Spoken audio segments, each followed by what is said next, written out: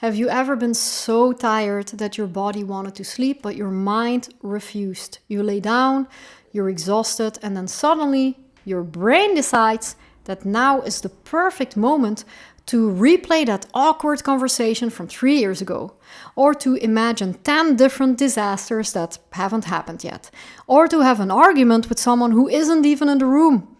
And no matter how tired you are, you just can't switch it off. If that sounds familiar, I completely understand, because overthinking is one of the most common struggles I see in sensitive people. And honestly, I think it is one of the most exhausting forms of suffering. Not because something terrible is happening, but because something terrible never stops happening inside of your mind. And there is one Bach Flower remedy that I recommend again and again for this. So let's see which Bach Flower remedy helps and how you can start gently giving some rest to your restless mind.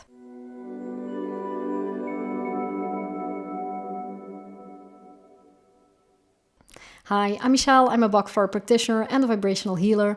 And on this channel, we explore emotional healing, vibrational healing, and of course, the deeper side of these beautiful Bach Flower remedies.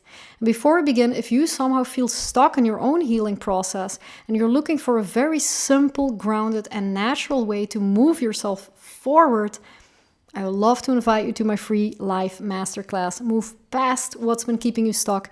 And in this class, I'll share 5 very beautiful and simple insights that completely change the way I work with healing and Bach Flower remedies. You'll also receive practical tools, discover your own starting point, and you'll leave even with your own personal remedy formula so you can begin moving forward from whatever situation you're facing right now.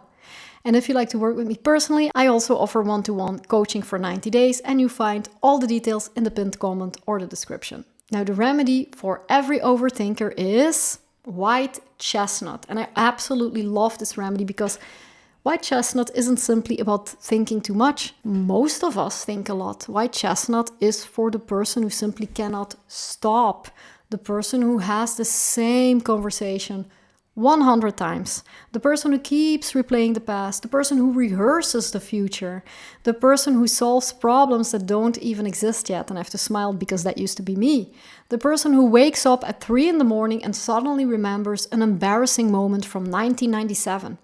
And perhaps the most frustrating part is this: you already know you're overthinking, you already know the thoughts aren't helpful, but knowing that just doesn't stop them, because White Chestnut isn't really a problem of intelligence at all. It's a problem of inner noise. And after working with hundreds of people, I've noticed something very interesting.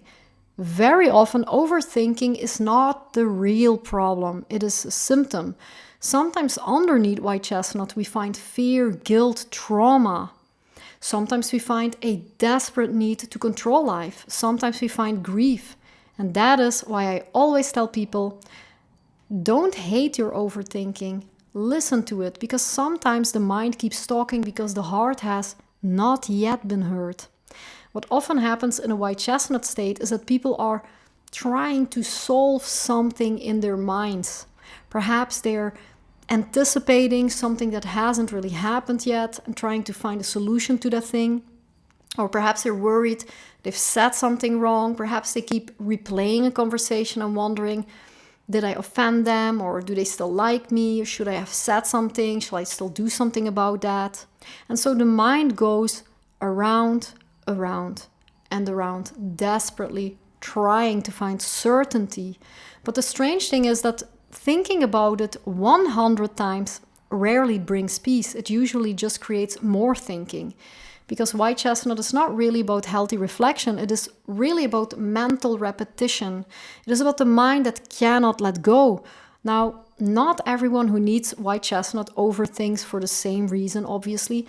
And this is where it becomes very, very personal. Sometimes White Chestnut combines beautifully with Mimulus, for example. Perhaps you have a doctor's appointment next week, and by tomorrow, you've already diagnosed yourself with 5 diseases and you've planned your funeral and imagined every possible outcome. And then you go to the doctor and of course everything is perfectly fine. You spend all that energy suffering over something that never happened. Sometimes white chestnut combines with pine or with centauri. Maybe you're constantly replaying a conversation because you feel so guilty about it, or you're trying to imagine what the other person thinks about you. You're apologizing in your mind for things that may not even have been your fault. And sometimes white chestnut simply invites us to become curious, not only about our thoughts, but also about those feelings underneath those thoughts. Because thoughts are often trying to tell us something. They're pointing towards a fear, towards guilt, towards grief, towards insecurity, towards something deeper.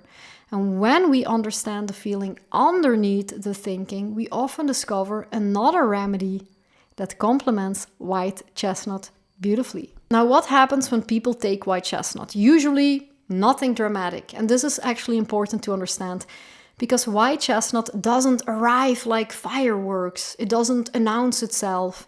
The thoughts simply become quieter. And because those thoughts disappear from the mind, they often disappear from our awareness as well, which means that many people don't even notice the improvement immediately. That is why I often recommend looking back after 3 to 4 weeks of using the remedy. And sometimes keeping a diary can be very helpful, because very often people suddenly realize, hey, wait a minute, I'm not thinking about that anymore. Or, oh, I am sleeping better. Or, that's true, I've stopped really replaying that conversation. I'm not longer carrying the same worry all day. And those little changes are often where healing quietly happens. Now, whether you are completely new to Bach Flower Remedies, perhaps you've been using them for years but still feel stuck, or you are a practitioner that feels stuck, I would truly love to invite you to my Free Life Masterclass, because this is where we really begin the healing journey, whether you decide to use Bach flowers even or not. I genuinely believe this class will help you. We'll explore the deeper patterns underneath our struggles, you'll receive practical tools, you'll discover your own personal starting point, and you'll even leave with your own remedy formula to help you move forward. The class is completely free and it is live. There is no replay, and because we usually work with very small groups, it feels personal and intimate. So please come, bring a friend if you like, and do something kind for yourself. If this video helped you, I'd love to know, have you ever experienced a white chestnut state? Have you ever had thoughts that simply wouldn't leave you alone?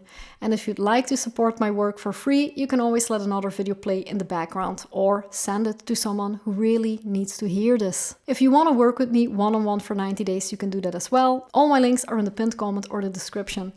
I loved making this video. Thank you so much for being here, and see you in the next one.